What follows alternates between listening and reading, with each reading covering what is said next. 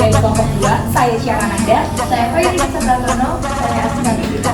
Saya Kayla Pramusti Wibowo. Dan saya Milari Jengkata akan menampilkan cerita berantai karya Seno Bumira Aji Dharma yang berjudul Gugurang. Dia sangat cantik, begitu cantik, bagaikan tiada lagi yang lebih cantik. Sedemikian rupa cantiknya itu, sehingga kecantikannya dapat membuat udara bergelombang dan membuat siapapun yang melihatnya seketika langsung jatuh pingsan. Brak!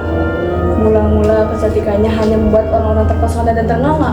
Begitu penuh rupa cantiknya, sehingga apabila ia melangkah dengan tenang, anggun, dengan gerak yang bagai sengaja ia lambat-lambatkan, seluruh mulut yang ternganga akan sulit untuk dikantongkan kembali. Hanya menganga, terus-menerus menganga, sehingga ada kala hinggap di mulut sang penganga hanya untuk tertelan jiwa. Namun, rupa-rupanya seiring berjalannya waktu, kecantikan itu kian bertambah. Tak hanya membuat orang-orang terpesona dan ternganga, bahkan jika ada seseorang yang tak sengaja melihatnya pun, maka dalam puncak keterpesonaannya seseorang itu akan langsung jatuh pingsan.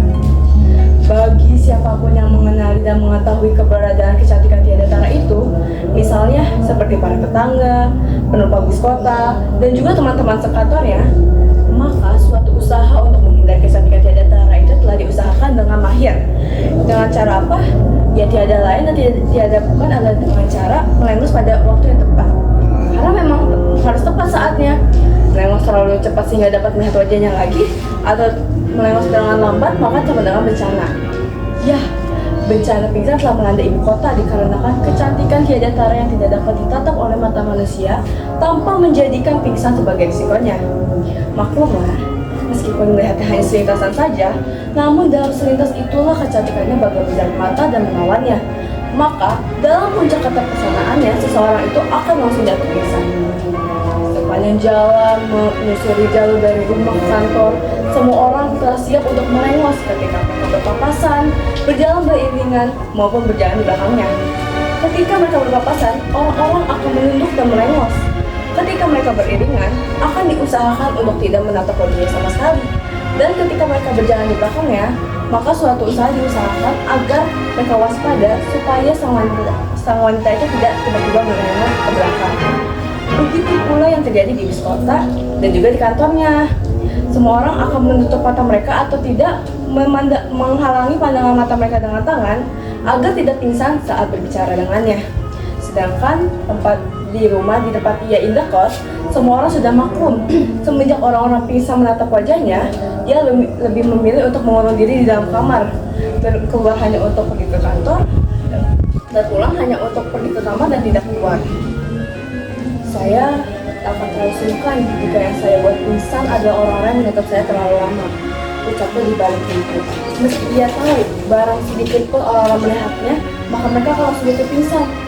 Namun saya akan merasa sangat sedih jika yang saya buat pingsan adalah bapak dan ibu di rumah ini yang sudah saya buat, sudah saya anggap sebagai orang tua saya sendiri. Namun sepanjang hayat di kandung badan, apakah manusia akan terus berjalan di jalur yang sama, menaiki bis yang sama dan berbelok di tikungan yang sama, seolah-olah takdir sudah ditakdirkan sekali dan tak akan berganti lagi, apalagi berganti berkali-kali? Tentu tidak, dan tentu tidak juga untuk manusia tercantik di ibu kota ini, yang kecantikannya dapat membuat udara bergelombang dan membuat siapapun yang melihatnya seketika langsung jatuh pingsan. Maka pada suatu hari, setelah bertahun-tahun di depan jalur yang sama, di mana orang-orang sudah siap menghadapi konsekuensi atas kecantikan tiada tara itu, dia menempuh jalur yang beda karena memang ada urusan. Itu terjadi saat ia menyeberangi jalan dalam kemacetan jalanan. Di bawah jembatan layang, jalanan macet, begitu macet. Dan di antara mobil-mobil yang terhenti karena macet itu, ia melenggang dengan anggun. Langkahnya tegas, tetapi tetap anggun, membuat orang-orang yang melihatnya pun tampak kagum dan untuk akhirnya pingsan tak sadarkan diri. Ia berjalan di atas jalur pemisah, bagaikan tiada lagi yang lebih cantik dari dirinya, membuat di mana orang yang melihatnya pun berkaparan di jalanan, di dalam mobil, maupun di atas sepeda motor dan langsung jatuh pingsan. Keadaan tampak sangat ricuh. Banyak orang-orang yang berkaparan, pingsan, bahkan berguling-guling. Namun, ada juga sebagian orang yang terheran-heran dan bertanya-tanya. Ada apa sih ini? Tuh, apa? Jangan lihat! Namun terlambat. Ia pun terlanjur menengok dan langsung jatuh pingsan. Itu pun tak menghentikan usaha penengok selanjutnya. Apaan sih ini? Gubrak! Kayak apa sih cantiknya? Gubrak! Masa iya lihat orang cantik aja pingsan? Gubrak! Coba aku mau lihat juga. Gubrak! Aku juga mau lihat. Gubrak! Gubrak, gubrak, gubrak, gubrak. Anehnya, mereka yang lantas siuman pun merasa tak percaya dirinya pingsan karena melihat pesona kecantikannya. Mereka pun berusaha menengok kembali. Masa iya ya? Gubrak! Tentu saja terjadi kumparan di sepanjang jalan yang dilalui oleh Ralph dengan wanita cantik ini. Karena setiap kali ia berjalan dengan tegas tetapi anggun, ia menimbulkan kepingsanan di mana-mana. Lantas, manakala mereka yang pingsan ini berpenyakit jantung pula, tidak sedikit yang melanjutkan kepingsanannya dengan kematian. Di jalanan dengan penuh peristiwa ini pun sudah penuh dengan kekacauan dan ketidaknyamanan. Deretan mobil yang tak berjalan lagi, dan sepeda motor yang masih terus saling bertabrakan. Polisi setempat segera menelpon komandannya, dan komandan pun mengirimkan helikopter. Dari helikopter, Priscilla langsung melewati kamera ke layar di ruang rapat tempat para komandan menyaksikan kegumparan tersebut bersama para pembantunya. Jangan ambil wajahnya ya, jangan, nanti pingsan semua kita di sini. Awas, kita hanya perlu mengetahui arah perjalanannya.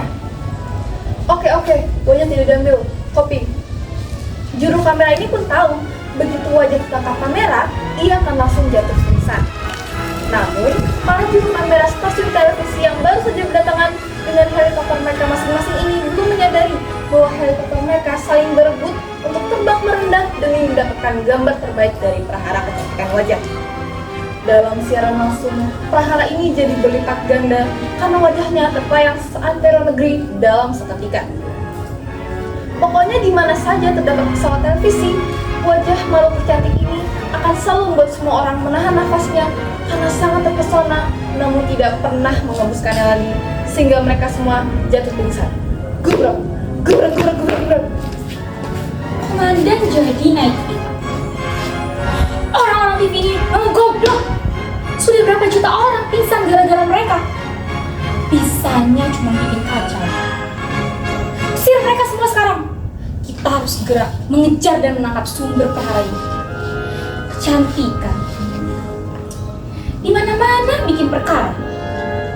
Para polisi menghadapi musuh dengan mendekatinya secara perlahan seraya mengosongkan area sekitar musuh agar tak ada lagi korban selanjutnya yang akan berpapasan dan jatuh pingsan.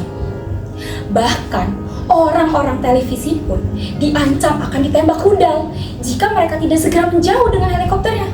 Meski dari jauh itu, mereka tetap saja meliput peristiwa fenomenal itu bersama dengan para wartawan lainnya. Lalu terdengar seperti kata-kata melalui pengeras suara. Kepada pemilik wajah cantik yang kami hormati, wajah cantik saudara telah membuat banyak orang pingsan dan sangat mengganggu ketertiban. Kami mohon agar saudari menyerah dan pakailah kalung tersebut agar menutupi kepala saudari yang membuat siapapun pingsan. Sekali lagi kami mohon, gunakanlah kalung tersebut dan menyerahlah. Namun, pemilik wajah cantik itu tak sudi menyerah begitu saja. Heran, nengok sendiri, pingsan sendiri. Kok jadinya gue yang salah? Enak aja yang masukin ke dalam karung. Emangnya gue kucing?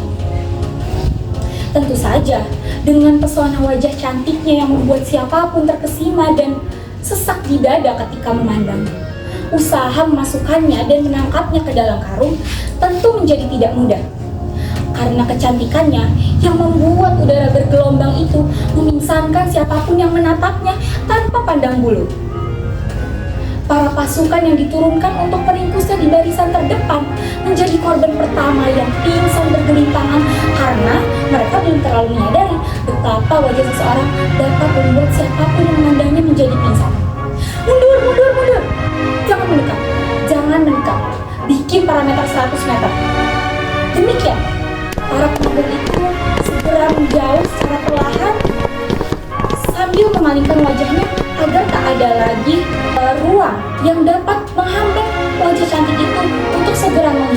antara deretan mobil-mobil yang bergelimpangan karena pengemudinya pingsan, kemudian sepeda motor yang bergelimpangan karena pengemudinya pingsan, dan orang-orang yang berkaparan pingsan. Kemudian di antara yang pingsan-pingsan itu ada yang siuman, lalu tak sengaja menatap wajah cantik itu, dan lagi-lagi, sekali lagi jatuh pingsan. Menyeberangi jalan, wajah cantik itu tiba di sebuah perkampungan kumuh yang justru segenap penghuninya itu naik ke atas dan menyaksikan sasaran empuk penjarahan. Mereka menyambar dompet-dompet pemilik sepeda motor yang masih bergelimpangan pingsan dan memecahkan kaca mobil-mobil yang pengemudinya masih pingsan. Bahkan mereka turut memecahkan mobil-mobil yang pengemudinya tidak pingsan karena tak tahu menahu bahwa ada seseorang yang memiliki wajah cantik hingga memisahkan siapapun. Mobil itu pun tak luput menjadi sasaran penjarahan. Lantas, entah siapa yang memulai. Berawal dari satu buah mobil yang terbakar, kemudian api menambar mobil-mobil lain hingga membentuk sebuah jalur perapian di sepanjang kota. Suasana menjadi hiruk pikuk. Semua orang berlarian ke sana kemari menyelamatkan diri dari kobaran api. Tolong! Tolong! Api! Terbakar! Api demi api mulai melahap ruko-ruko dan perumahan di sepanjang kota hingga tak menyisakan sedikit pun. Senja mulai tiba, pertanda malam akan datang. Ibu kota telah menjadi lautan api. Dari atas pesawat terlihat jelas sebuah kota berwarna-warni dan kemudian. Api tak dapat padam karena mobil damkar pun ikut terbakar. Kobaran api semakin membara hingga membuat kericuhan terjadi di mana-mana. Siapapun orang yang melihat wajah cantik tiada tara itu pasti akan jatuh pingsan, bahkan meninggal dunia karena terinjak-injak oleh orang yang berusaha menyelamatkan diri dari kobaran api. Akhirnya ia menemukan sebuah tempat persembunyian yang amat sangat sepi bagi tiada kehidupan di sekitarnya. Dia menemukan sebuah gorong-gorong dan hanya ditemani dengan sebuah lilin kecil.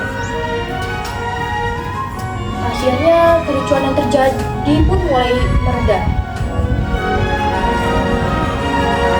Dia menyadari bahwa jika seseorang melihat wajah cantik dan datara itu, maka kericuhan yang terjadi pun akan mencuat kembali.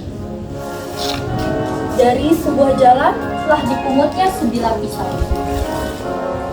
Dalam cahaya lilin, tampak wajahnya di cermin kecil yang selalu ia bawa kemana-mana.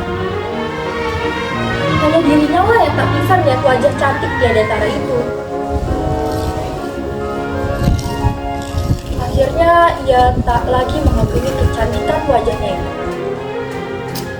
Menggenggam cermin kecil di tangan kirinya, tangan kanannya menggenggam sebilah pisau setajam silet yang sedang bergerak menyayat-nyayat wajahnya itu.